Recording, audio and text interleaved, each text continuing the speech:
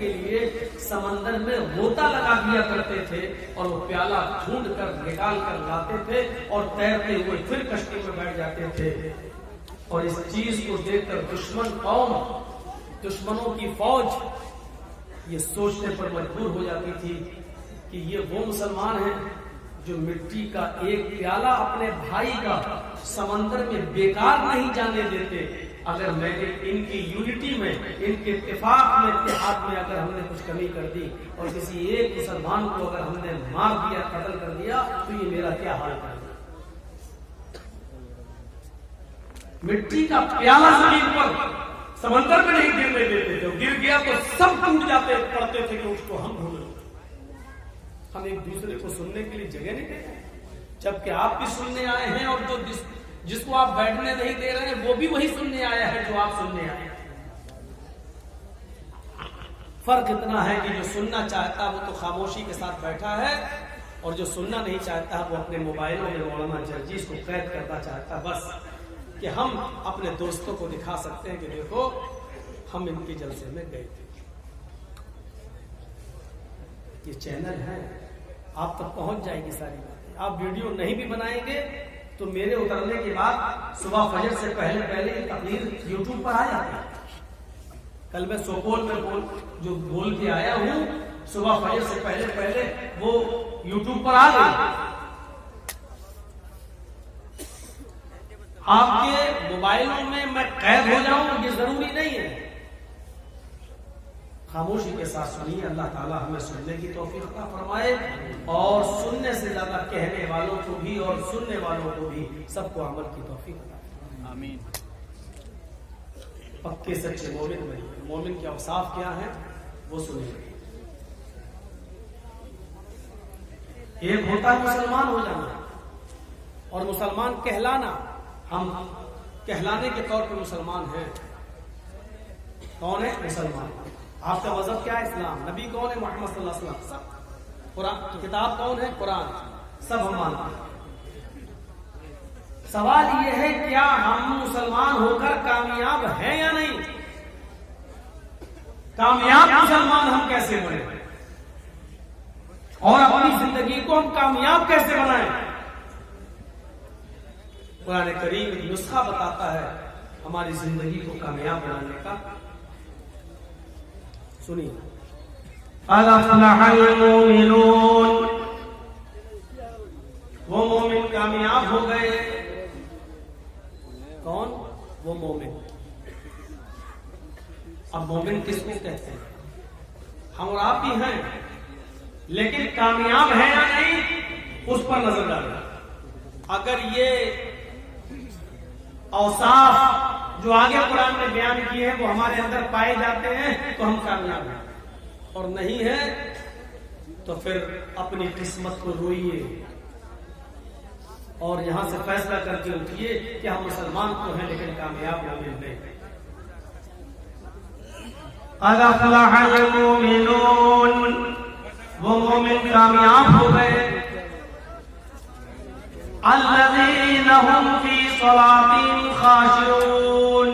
پہلی صفت ان کے اندر یہ ہونی چاہیے کہ وہ اپنی نمازوں کے اندر خشوع اور خضوع پیدا کرتے ہیں. جو اپنی نمازوں میں خشوع اور خضوع برتتے ہیں، جو اپنی نمازوں میں خشوع اور خضوع کے ساتھ نماز کی ادائیگی کرتے ہیں. یا نماز پڑھنے کا معاملہ ہی نہیں ہے. نماز جو پڑھتا نہیں ہے وہ مسلمان ہے یا نہیں وہ ایک الگ بحث ہے. یہاں نماز پڑھنے والوں سے کہا جا رہا ہے جو اپنی نماز میں خشوع اور خضوع برتتے ہیں، خشوع اور خضوع کے ساتھ نماز پڑھتے ہیں. ہماری نمازوں کا حال کیا ہے ہمیں معلوم ہے. آپ الاصابہ فی تمیز الصحابہ حافظ احمد بن حجر الاسقلانی رحمۃ اللہ علیہ کی مایہ ناز تصنیف ہے. اس کتاب کو پڑھیں گے تو آپ کو بہت سے ایسے واقعات ملیں گے کہ صحابہ کرام اور ان کے بعد تابعین اور تبع تابعین کی زندگیوں میں ایسا خشوع و خضوع تھا ان کی نمازوں میں کہ ایک تابعی کا واقعہ نقل کرتے ہیں حافظ احمد بن حجر الاسقلانی رحمۃ اللہ علیہ کہ طبیبوں نے، ڈاکٹروں نے یہ گھوشت کر دیا، یہ کلیئر کر دیا کہ آپ کا پیر خراب ہو چکا ہے اور آپ کا پیر کاٹا جائے گا، تو انہوں نے کہا کہ اچھا، لیکن اس زمانے میں سن کر کے آج کل آپریشن ہوتا ہے نا، اس زمانے میں سن کرنے والی کوئی چیز نہیں تھی کہ اس کو سنگھا دیا جائے اور سن کر دیا جائے اور پیر کاٹ دیا جائے، محذر اشیاء نہیں تھی۔ سن کیسے کیا جائے؟ ایسے ہی آپ کا پیر کاٹا جائے گا، سمجھ لو کہ درد بہت ہوگا۔ تو یہ بزرگ تابعی کیا کہتے ہیں طبیب سے، حکیم سے، جراح سے کہ ٹھیک ہے، میں کرسی پر، اس زمانے میں کوئی اونچی اسٹول ٹائپ کی کوئی چیز لکڑی کی بنا دی گئی، میں اس پر بیٹھ جاؤں گا، کھڑے ہو کر نماز پڑھنے کی طاقت نہیں ہے میرے اندر، میں بیٹھ جاؤں گا اور جیسے ہی میں اللہ اکبر کہہ کر نیت باندھ لوں، تم اپنا آپریشن شروع کر دینا اور میرا پیر کاٹ دینا۔ اس لیے کہ نماز کی حالت میں اللہ کی عبادت میں اتنا منہمک ہو جاتا ہوں کہ دنیا و ما فیہا سے میں غافل ہو جاتا ہوں، مجھے دنیا و ما فیہا کا کوئی احساس نہیں ہوتا۔ اس لیے نماز کی حالت میں اگر تم میرا پیر کاٹو گے تو مجھے تکلیف نہیں ہوگی۔ حافظ احمد ابن حجر الاسقلانی جیسی شخصیت اس واقعے کو نقل کر رہی ہے علی صاحب میں۔ اب آپ اندازہ لگا سکتے کہ ان کی نمازیں کیسی تھیں، اور ایک ہماری نمازیں اللہ اکبر۔ امام صاحب نے تھوڑا سا اگر الف لام میم کا رکوع شروع کر دیا، پتہ نہیں ڈھائی پاری کا پورا رکوع نہ پڑھنے لگے،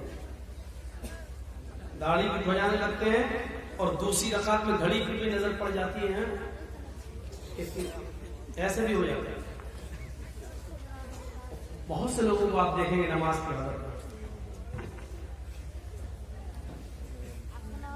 دیکھیے، اور تھوڑا سا اگر مچھر بھی بیٹھ کے کاٹ لیتے ہیں، ہماری نمازوں کا یہ موجودہ دور کی حالت بتا رہا ہوں میں، ہماری نمازیں آج کل ایسی ہیں۔ پھر موازنہ کیجیے، ان کا پیر کاٹ دیا گیا اور اس آدمی نے نماز کی حالت میں آہ بھی نہیں کیا، منہ سے آہ بھی نہیں نکالا، پیر کٹ گیا اور یہ اپنی نماز میں مصروف رہے، اشارے سے رکوع ہوتا رہا اور سجدہ ہوتا رہا۔ تو مومن کامیاب مومن بنی ہے، اور کامیاب مومن کی پہلی صفت کیا بتائی جا رہی ہے؟ الذین ھم فی صلاتہم خاشعون، جو اپنی نمازوں میں خشوع اور خضوع برتتے ہیں۔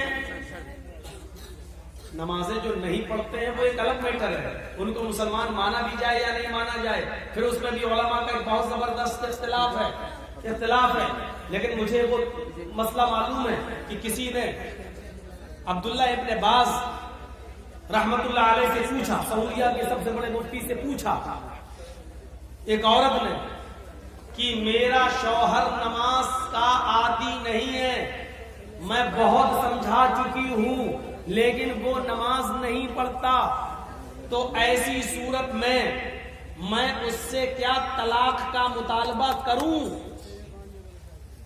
اور میرے طلاق کے مطالبہ کرنے پر بھی وہ طلاق نہ دے تو پھر کیا میں اس کے ساتھ مجبوری میں رہوں؟